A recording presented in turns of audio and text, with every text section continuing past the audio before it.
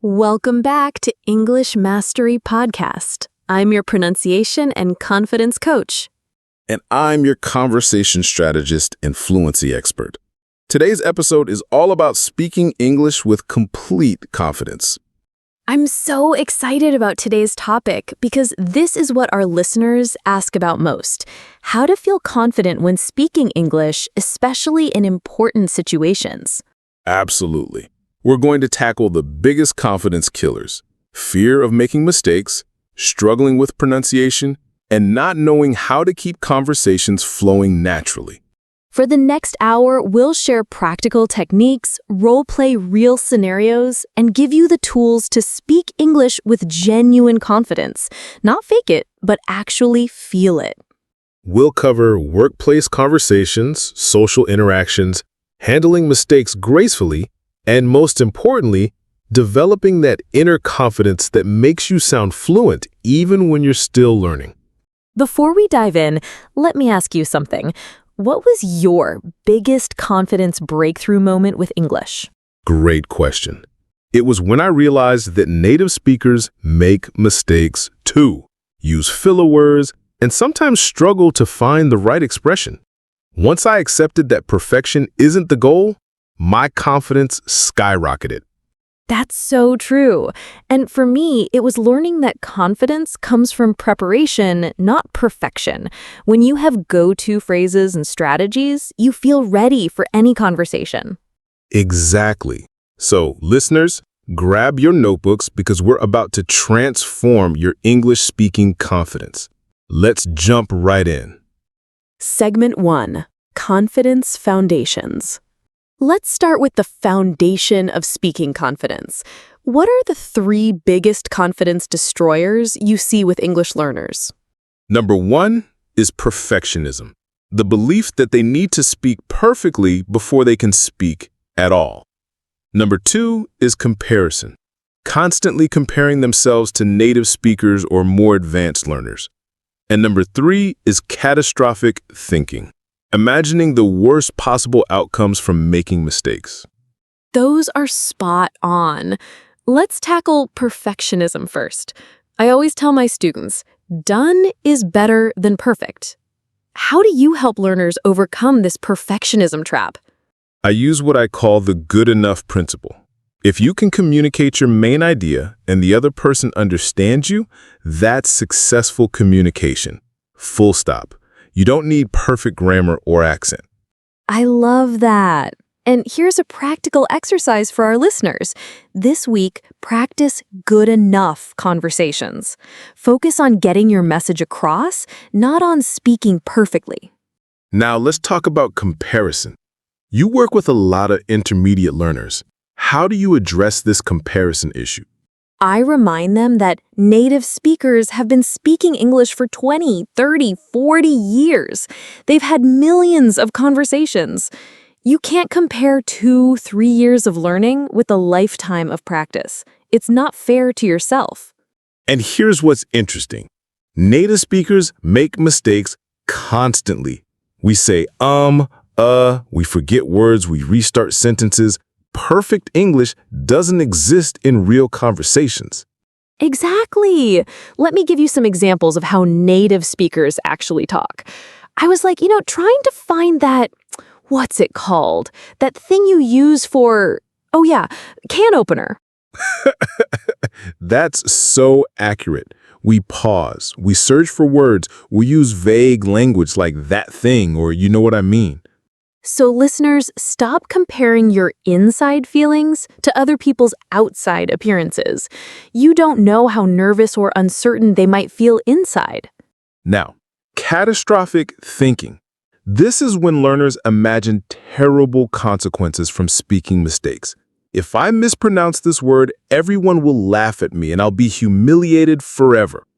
The reality is that most people are understanding and patient. And if someone is rude about your English learning efforts, that says something about their character, not your abilities. Here's a confidence-building exercise. Write down your worst fear about speaking English. Then write down what would actually happen.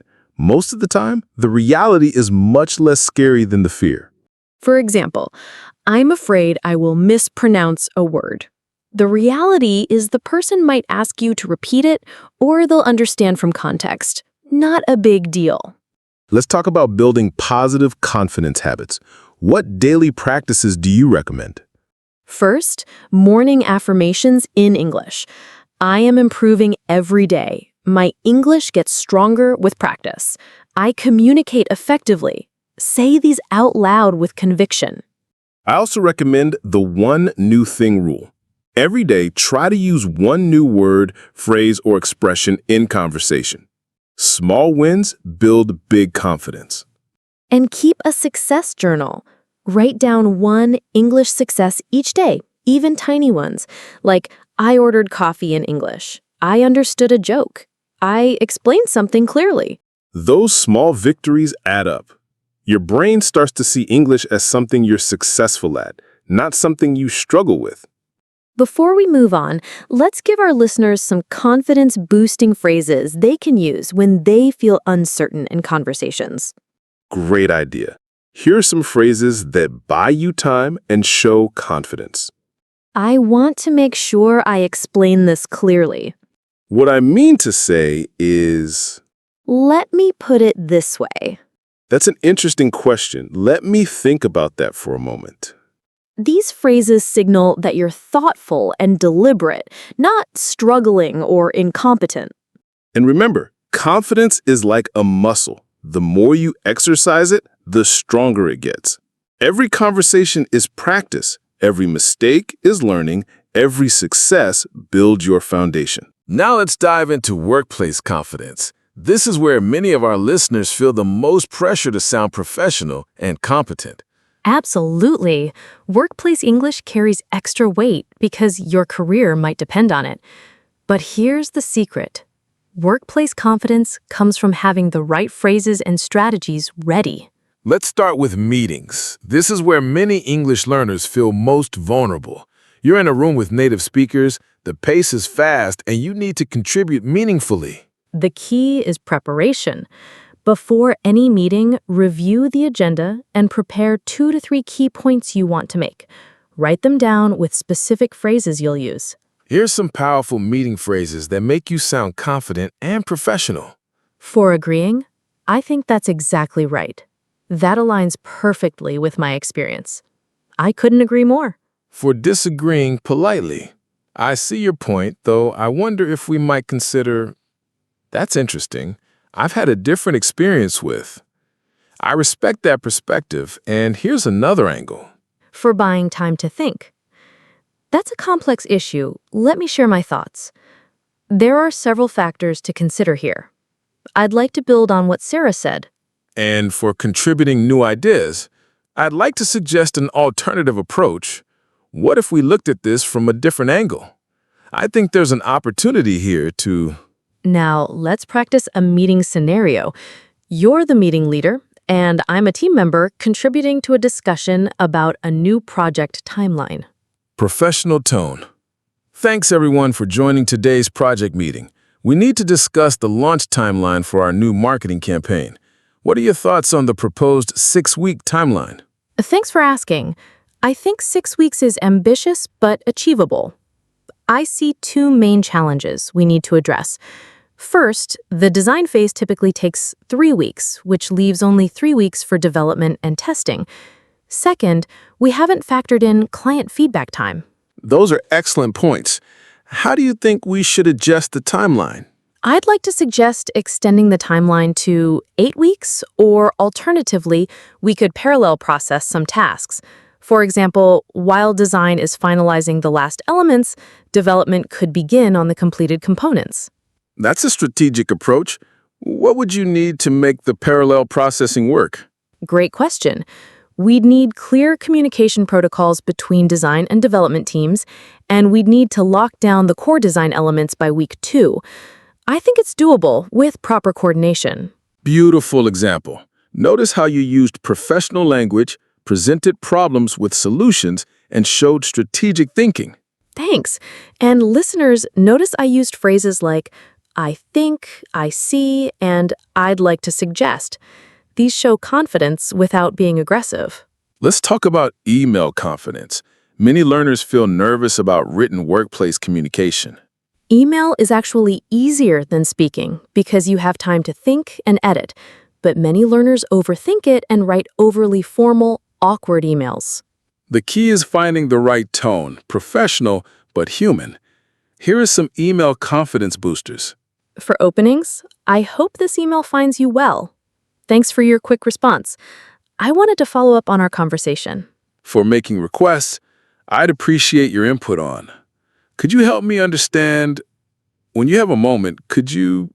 For providing information, I wanted to update you on. Here's the information you requested. I thought you'd be interested to know. And for closing, please let me know if you have any questions. I look forward to hearing from you. Thanks in advance for your help. Let's practice an email scenario. I need to email my manager about a project delay. Go for it. Hi, Sarah. I hope you're having a good week. I wanted to update you on the Johnson project timeline. We've encountered an unexpected technical challenge that will require additional testing. I estimate this will add about 3 days to our original deadline. I'm working with the IT team to resolve this as quickly as possible, and we'll keep you posted on our progress. Please let me know if you'd like to discuss this further. Thanks for your understanding. Best regards. Perfect. That email shows professionalism, accountability, and proactive communication. You acknowledged the problem, provided a solution timeline, and offered further discussion. Exactly, and notice I didn't over-apologize or sound panicked. I presented the facts professionally and showed I'm handling the situation. Now let's talk about phone confidence. Many learners find phone calls particularly challenging because they can't see facial expressions or body language. Phone calls require specific strategies. First, always prepare key points in advance. Second, speak slightly slower than normal since the audio quality might not be perfect.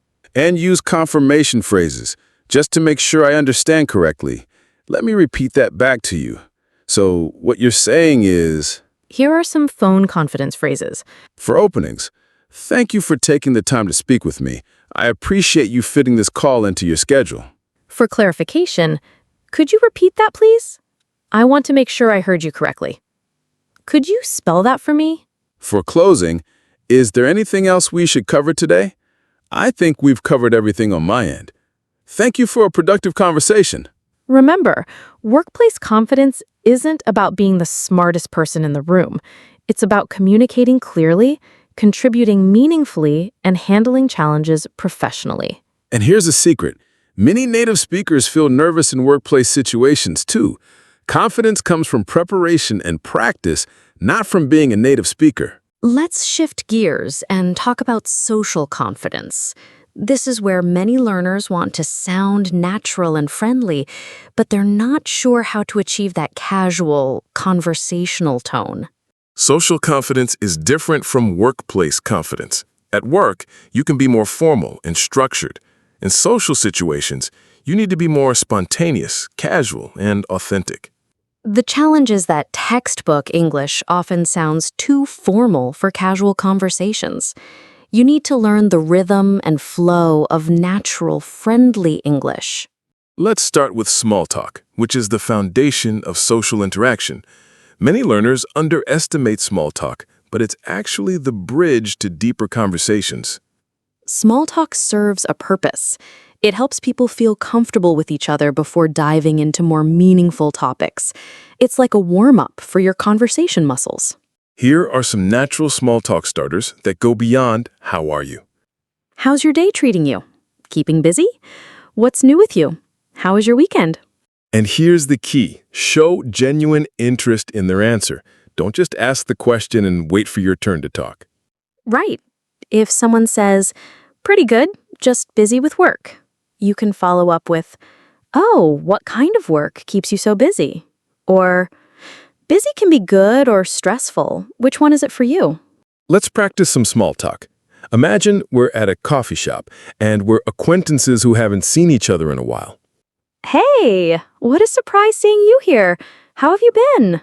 So good to see you. I've been well, thanks. Just grabbed coffee before meeting downtown. What brings you to this part of town? I had a dentist appointment nearby, Not the most exciting reason, but hey, clean teeth, right? This coffee shop is cute, though. Have you been here before? A few times, yeah. Their lattes are amazing, and it's never too crowded. How did the dentist go? I always dread those appointments. Oh, the usual torture. But my teeth are happy now. I love what you said about this place not being crowded. I hate when coffee shops are so noisy you can't think. Totally agree. There's nothing worse than trying to relax with coffee and having to shout over the noise. Are you in a rush, or do you have time to sit for a minute? Perfect example. Notice how we built on each other's comments, shared personal touches, and kept the conversation flowing naturally. And we used casual phrases like, hey, totally agree, and nothing worse than. These make you sound relaxed and natural. Let's talk about joining group conversations. This is where many learners feel intimidated because the conversation is already flowing and they're not sure how to jump in. The key is to listen first, then contribute something related to what's being discussed. Don't try to change the topic immediately. Here are some phrases for joining conversations. That's really interesting. I had a similar experience. Or, I love that you mentioned because I was just thinking. Can I add something to what you said about... And if you missed part of the conversation, sorry, I just joined. What are you all talking about? Or, mind if I jump in? I caught the last part about. Most people are happy to include you and will quickly catch you up on the topic. Now let's talk about one of the trickiest parts of social English, humor and jokes. How do you help learners navigate humor without feeling lost or awkward? Humor is cultural and personal, so don't feel pressure to be funny. Focus on appreciating other people's humor first. A genuine laugh and a "that's hilarious" or "you're so funny" goes a long way. And learn to recognize different types of humor: wordplay, sarcasm, self-deprecating jokes, observational humor. You don't need to use them all, but recognizing them helps you respond appropriately. If you don't understand a joke, it's okay to say, "I think I missed that one," or "Can you explain that? I want to get the joke too." People usually don't mind explaining, and it shows you want to be part of the conversation. Let's practice a group conversation scenario. Imagine we're at a birthday party, and there are 3 of us talking about travel experiences. So then I'm standing in the middle of Rome with no idea where my hotel is, and my phone is completely dead. Oh no, that's every traveler's nightmare. What did you do? I found this sweet Italian grandmother who spoke about 3 words of English, and between her broken English and my terrible Italian, we somehow figured it out. She even walked me halfway there. That's amazing. There's something about travel disasters that brings out the best in people. I had a similar experience in Tokyo, where a businessman spent an hour helping me find my train. Right? It restores your faith in humanity. Have you traveled much in Asia? A bit. Japan, Thailand, and Vietnam.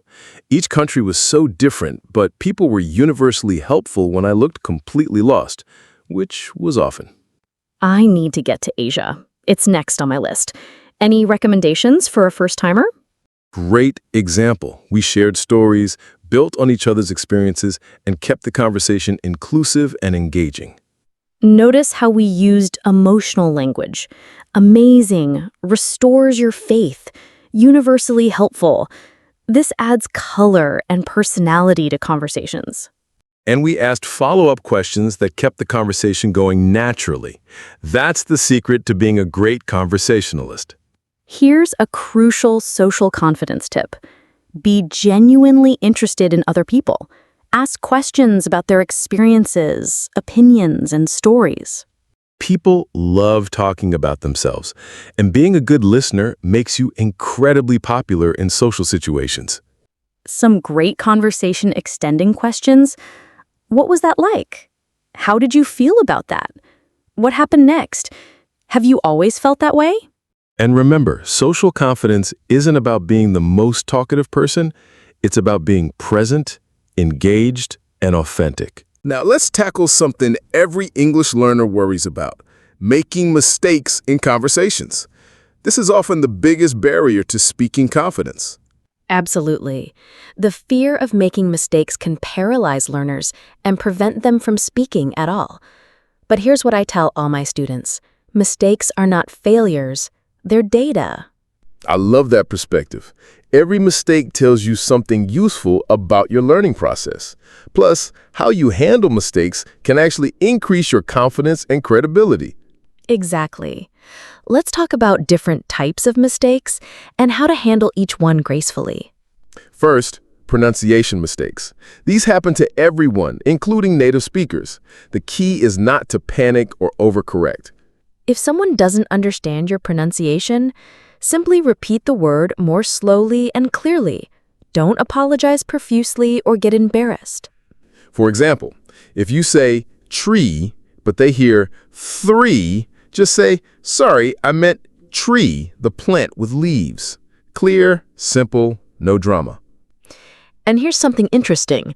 Sometimes what you think is a pronunciation mistake isn't actually unclear to the listener. Don't assume every confused look is about your accent. Grammar mistakes are another common worry. But here's the truth. Native speakers make grammar mistakes constantly in casual conversation. We say things like, me and him went to the store, instead of, he and I went to the store. We end sentences with prepositions. We use informal contractions. So, if you make a grammar mistake, don't stop mid-sentence to correct yourself, unless it changes the meaning significantly. If you do want to correct yourself, keep it simple. Sorry, I meant to say, or let me rephrase that. Word choice mistakes can be trickier because they might confuse your meaning, but even these can be handled gracefully. If you use the wrong word and notice the person looks confused, try explaining in different words. What I mean is, or another way to say that is. And don't be afraid to ask for help with vocabulary. What's the word for, or how do you say? People usually enjoy helping. Let's practice handling mistakes in real time. I'm going to make some intentional errors, and you respond naturally, then I'll show how to handle them gracefully. Sounds good. Go ahead.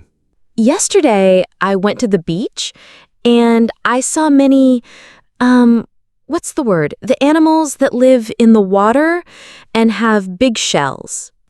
Oh, you mean crabs? Yes, crabs, thank you. I saw many crabs walking on the sand.